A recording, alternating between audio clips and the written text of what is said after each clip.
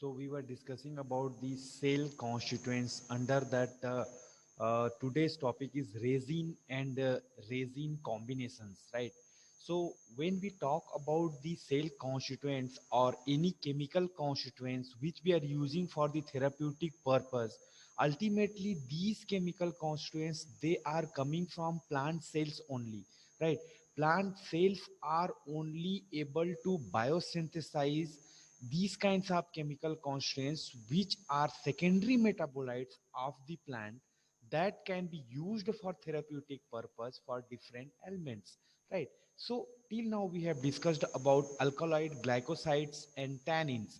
Today we are going to discuss about resins and resin combinations, how these resins are excretory or secretory products from the plant when we are making the incision onto the stem and branches of the plant. So how they are excreted out or they are getting solidified onto the surface of the plant, then later on we are collecting. So what are the values and constituents are there which can be used for medicinal purpose? So let us had the introductory class about resins.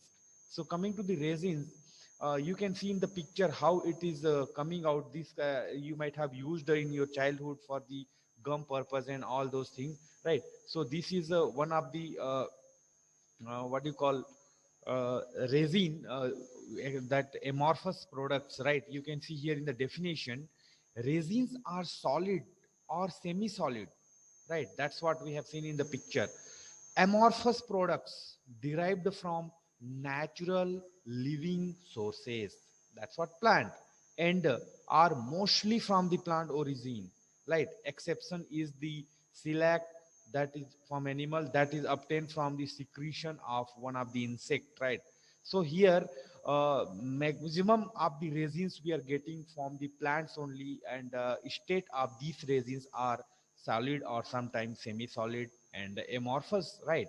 So resins are secondary metabolites. As I told you, these are not primary metabolites, secondary metabolites produced by higher plants and are nothing but oxidative products of terpene. So whenever the terpenes, as I told you, that volatile oil contain, right, C6H5, right, that terpene, if it will be going for the oxidation, then it will, the particular resins it is going to produce, and it will get solidify onto the cortex level of the bark, right? That's what, whenever the any injury will get the plant or any hole, it will be get the it will be there into the plant branches or stems, it will coming, it are these are coming out and the getting solidify onto the surface of branches, right?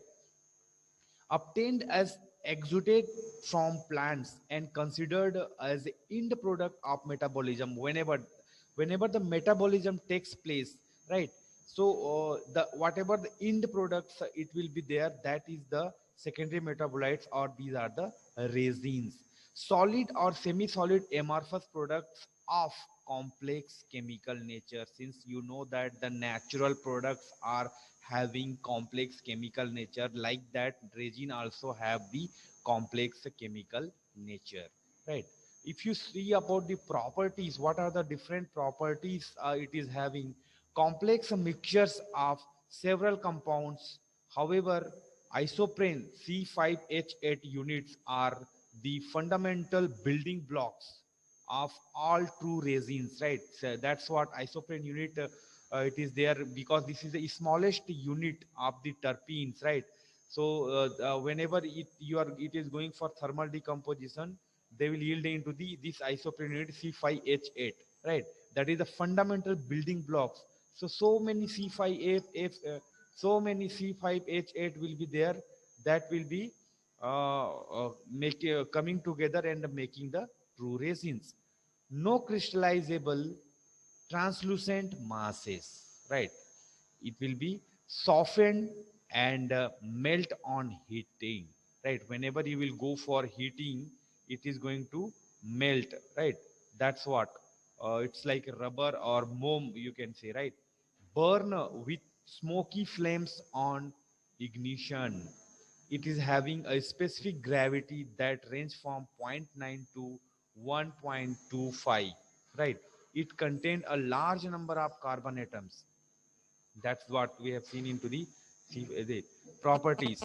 Other properties, the thin film of resins on drying becomes hard and transparent, which is unaffected by the moisture and air, right? That's what thin film of resin on drying, right? Becoming are usually found in homogeneous combination with other plant metabolites, and hence collectively known as resin combinations, right? So what happened, they are usually found in homogeneous combination, right? The combination, it is going to be the homogeneous with other plant metabolites also. It's not that pure, we can say, right?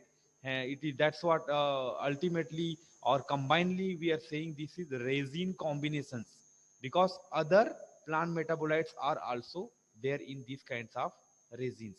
Practically insoluble in water, but frequently soluble in organic solvent like ethanol, volatile oils, in fixed oils, then chloral hydrate also, and a non-polar organic solvent like benzene, N-hexane, and petroleum ether. Right. When we talk about further properties, it is regarded as the end products of destructive metabolism. Right. Whenever any kinds of metabolism, destructive metabolism, let me say, that's what it is working. It is playing the role onto the defense mechanism of the plant also, right? So it will be formed. So majority of these, them undergo slow atmospheric oxidation, whereby their color gets dark with the impaired solubility. So when that's what you can see into the image also, that they are becoming the dark in color, right? So acidic resins, when treated with alkaline solution, they yield soaps, right? Resin soaps like that you can get, right? So distribution or occurrence into the nature, how, where, and which part it will be. Resins are generally distributed in plants. That's what we have seen in the definition also, and rarely in insects like Selax. This is only one of the. You should remember that this is the one insect where we are getting the resin, right? Then maximum resins we are getting from the plants only. They are present in the ducts, right? Ducts means you can small holes or like gut like that, means some like, and cavities known as the you can see here uh, cytolysogenous ducts, right? So again, the ducts, it will be like this only, where they are going to form or present. So two types, you can see the normal or physiological resins, and abnormal or pathological resins. So what is the normal and physiological resins? These are the resins that are performed in the uh, plants, and making injury to the plants can increase their yield. Resins in of penis, right? So you, whenever you are making the injury, or you are making any hole or cut onto the surface of the stem and branches, it can increase their yield, right? Abnormal means resins are that are found in the plant only when injury or incision is made, right? Here it's here you can see benzoin and tolu balsam. So these are the if you'll make so pathological, it is coming out automatically, it is coming out from the plants, right? So this is the two types of resins we can found. If you see the occurrence, usually they occur in the different secretory zone, where it is going to secrete or structures. For example, resin cells you are going to get here like that. Okay, like in ginger, if you see the transverse section of ginger in microscopical study of the ginger, oleogum resins, oil globules, and all the gum resins, oleo resins, which is going to be there into the cells, right, in the form of cells. In the cytogenous duct or cytoogenous ducts or cavity, if it is pine wood, right, in pine wood also you are going to get that kind of resins, right? Then glandular hairs, like cannabis, in cannabis sativum, that is the ganja, where you are going to get this kind of glandular hairs where the resin will be composed. When we are trying to classification, right? When we are classifying the resins on the basis of their formation, how they are forming naturally, So if you see the first one under the basis of formation, physiological resin. When we talk about the physiological, as the name indicate, right? Physiology, what kind of physiology they are taking up? These are formed as a normal product of metabolism without making injury to the plants, right? Normal products of metabolism, generally, physiologically, they are going to have, right? Without making an injury. No need to cut or making the incision onto the stem and branches of the tree where the resin is forming. Pathological resin means it is formed as of wound, injury, or abnormal circumstances, right, which occur into the plant body. Benzoin, colophony, balsam of Tolu, balsam of Peru, aloe resin. These are the example where it is the result of wound, injury, and abnormal circumstances. So wherever they will get a small hole or something like that into the surface of the stem and branches, they will start releasing these kinds of pathological resins, right? Classification in based of chemical nature. What is the chemical structure and nature of that particular resin? Where the resin acids, so when we talk about the acids, resinolic acid, so resinolic acids, this is the example which is there into the resin in balsam of Tolu or in the benzoin also, right? Resin alcohols, resinols, it's example. Resin phenols, example is resinotenol, ester resins and resonance, right? So resins, right? So these are the five different chemical nature where we can classify. Coming to the basis of occurrence with other secondary metabolites, as I told you, these are the combination resin, right? Right, resin and resin combination, that's what we are discussing, right? So combination with other, right, occurrence with other secondary metabolites, other types of constituents will also be mixed with these resins. So oleo resins, first one, naturally occurring mixtures of a volatile oils and a resin. So volatile oil and resin, when they will mix, it will be oleoresins. Second example or second one under this classification, gum. Gum resins, as the name indicates, gum and resins. Resins associated with gummy material, which is forming after gumosites, right? Then third one, oleogum resins, a naturally occurring mix of volatile oils, gums, mucilaginous compounds with resins, right? Then next one, glycoresins, resins in combination with sugar compounds via glycosidal linkage, right? So as the glycoresin name itself will be telling the what is going to have, resin in combination with sugar. That's what we have discussed in glycosides. Carbohydrates and saccharides will also be attached, right? Compounds via glycosidal linkage, glycon and aglycon, we discussed in last class, right? Sugar and non-sugar moiety. So glycosidal linkage, whenever the resin is going to combine, and that kind of resin when we are getting, we are going to put into the glycoresin category. The next one or the fifth one, that is the balsams or resin in combination with benzoic or cinnamic acid, either free or in combined form. Sometimes it may be in the free form, sometimes they are going to combine with that. That's what it is, balsamic resin. So when we are trying to isolate the resin from their source, the different constituents, what are the methodology we are going to adopt? So isolation of resins by extracting the drug with alcohol and precipitating resins present in the concentrated extract by addition of large portion of water. For example, jalap, ipomia, and podophyllum. These are the example of resin where we are doing so. Okay, by distillation unit for separation of oils like the copaiba and the colophony. So distillation also we can adopt, like distillation unit will be there, one round bottom flask, a condenser, and another collector round bottom flask. The both will be the first round bottom flask where we are putting the resins there. It will be attached with heating mantle. Then we are maintaining the temperature. Once it will start boiling, it is going to distill out.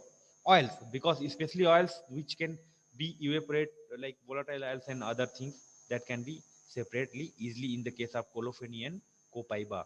The third isolation technique which you can do by heating the plant parts, example guacam. Here plant parts you can heat and you can separate or you can isolate the constituents present in that. As plant, the same next one, as plant exudes from making incision like myrrh, asafoetida and balsam of Tolu in Peru. So this exudation also can be one of the technique where we can isolate, right? Isolation of resin, and the further we can do by collecting fossils resin. Okay, uh, that we can do in the copal, right? In example, copal resin, right? By processing the incrustation, example shellac, this is one of the insect where we can do this one, right? In some the exceptionally rare instances, like different examples, the resin occur as a result of sucking the juice of the plants by scale insects. There are one types of insects, right? By converting the suck the juice into the resinous substances that ultimately covers the insect itself and doing of the plant. So like Laissez-faire laca. This is one of the insects which we can, which what they are doing, they are sucking the juice which will be there into the plant stem, and that juice they are converting into the what you call resinous substances, right? In the into the resinous substances, and they will cover themselves, and that can be collected for the collection of. So when we are going for extraction or isolation method, what we can do is that method one or method A, powder the drug. We have to, after collection of the resin, we have to make it into the powder form. That powder the drug, what we can do is extract the resin with alcohol. As I told you, Lee Mary told the alcohol is the very good extractant or first extractant who has discovered by Lee Mary, right? So alcohol generally we are using when we are trying to extract all the constituents present into the particular plant drug, right? So here also we are doing the extraction of resin by alcohol, then filter, concentrate. Generally, every these three steps will be there in every types of step. Filtration, it will remove the your extract and the residue. Then whatever the extract you have got after filtration, the filtrate we can say, that you need to solvent you have to evaporate or you have to make it concentrated, right? By evaporation of solvents, concentrate, extract and excess of water. And six, that concentrate, extract and excess of water we have to whatever the water content or other solvents are there, that we have to remove and we have to shake, resin get precipitate. Okay, so ultimately whatever the sticky matter you are going to get, that will be considered as a resin. Second method we can do for the extraction, that powder the drug containing oleoresin. Remember, okay, oleoresin, the percolate the powdered drug with non-polar solvent like acetone and chloroform, right? Percolator you might have seen in the aesthetics lab, like how it will be funnel like a structure will be there. There we have to put the drug and continuously flow of the solvent we have to do, non-polar organic solvent, where you can use acetone or you can use chloroform or like that. So whatever the overflow will be there or outflow will be there, that will be having the resinous content or oleoresin, non-polar solvent, right? So here what we have to do then with that, steam distillation. Again you have to go for the steam distillation after percolation, oleoresin and volatile oils. Because why we have to subject this for the steam distillation unit, because here the round bottom flask condenser and again round bottom flask will be there, no? So the, since it is volatile oil, it is not going to evaporate. Once it will evaporate from the resin, it will condense and it will be collected into the another round bottom flask, and it is not going to evaporate and you are going to get it in full concentration. That is, in that volatile oil there will be the rosin, right? So that we are using for the purpose. So identification test, how we can identify the given sample of drug. Three types: physical test, chemical test and the specific chemical test. Physical test such as solubility, we have solubility parameter, where it is soluble, where it is not soluble.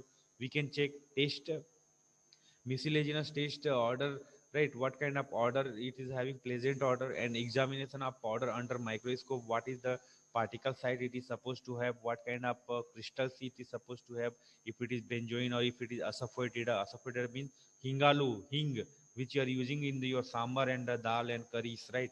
So that one, colophony. So there are different types of resins it is there, right? So if sometimes physical test will not be sufficient to identify the drug, we have to go for the chemical test or chemical identification of the crude drug. For identification of resin, we can find out the acid value, because the acid value also you will be having sufficient reference numbers, reference value with that.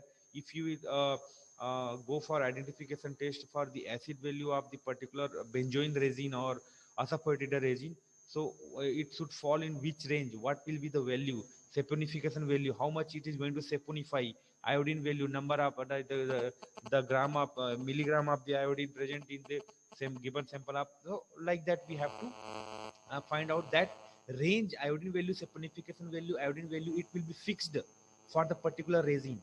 So when you are going for the checking, if you are not falling in your range, it means there is some adulteration, substitution, and it is not the pure resin. Like that we can identify specific chemical test for a specific drug, for a specific constituents such as cinnamic acid, benzoic acid, benzoin, tolubalsam, pyrobalsam. A specific drug if you have got, for example, benzoin, if you have got as a sample. So in benzoic, definitely benzoic acid will be there. So for benzoic acid, what specific test you are not going to identify that given sample of the drug is resin or not. You are trying to find out that in the given sample of resin there are benzoic acid or not, there are cinnamic acid or not, that we are trying to find out. That's what it becomes a specific chemical test, right? So here you can see in the chemical test, HCl test you can adopt here in the table. Identification test, reagent used, positive result, and a compound positive for the test. So that's what that you are doing in the practical lab, right? So HCl test, HCl you have the formation of the pink color with HCl, it is presence of resins. If FeCl3 test, with FeCl3 greenish blue color and the presence of combined umbelliferone test. So specific test for asafoetida, hingalu, that's you are telling, right? Hing. So what we have to do, HCl and NaH4 OH, nitric acid, sulfuric acid washed with water. You are going to get blue, green, red, violet, either of one, depend on umbelliferone, right? So likewise, you can find out these are the tests. Coming to the other test for aspodium or oleoresin, dilute alcohol solution with FeCl3 green color, which is indicating the presence of fumarone, then flavespidinol and flavaspidic acid. These three presence it will indicate. Test for mer, oleogum resin, right? In mer, what we have to do with the sample ether and nitric acid, Br2 vapor, we are bromine vapor, we are going to get purple violet color. Also, it is the confirming the camphoric acid presence.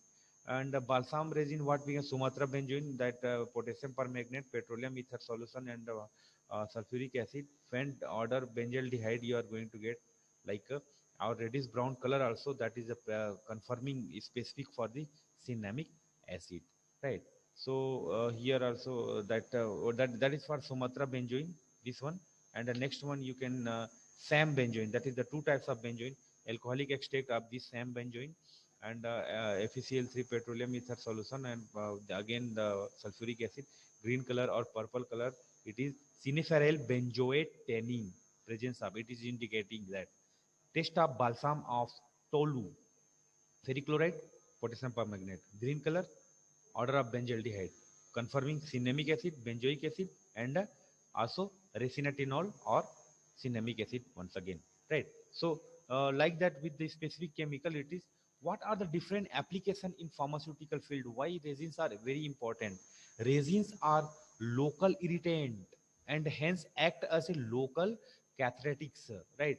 For example, in jalap and hypomia, jalap we have seen in the example of classification of crude drugs. So that there we are going to get the that kind of resin which can be used in like that. Anti-cancer also, podophyllum is very good example for anti-cancer drug under resin, right? Generally, vinca, it is coming under alkaloid which is having anti-cancer. So this podophyllum is only one drug in resin category having anti-cancer activity.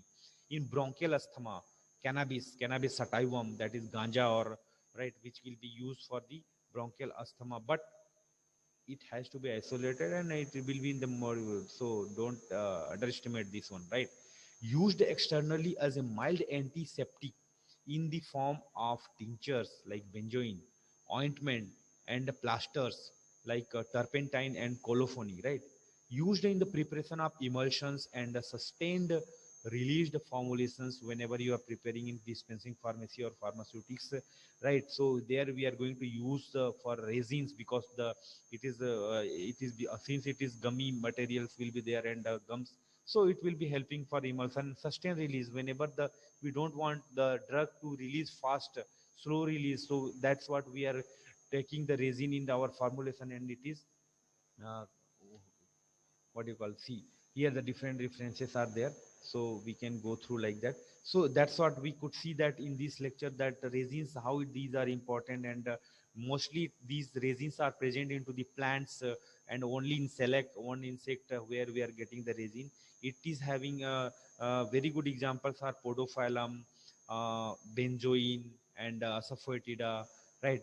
Balsam of Tolu. So these are the plants where we are getting the resins. Generally, resins are nothing but alcohols or gums and esters of the different products, right? So we can go through for the further study. Thank you.